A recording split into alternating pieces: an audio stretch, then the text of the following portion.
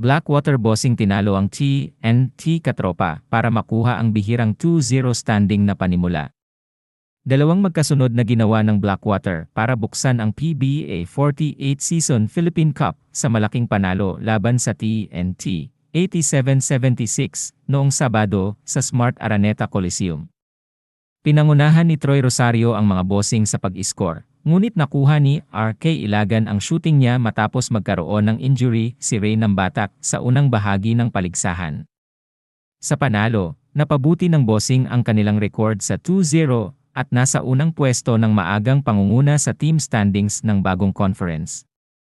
Si Rosario ay may 20 points sa kanyang pinakamataas na scoring output laban sa kanyang dating koponan mula noong siya ay na-trade mula sa TNT hanggang Blackwater noong 2022.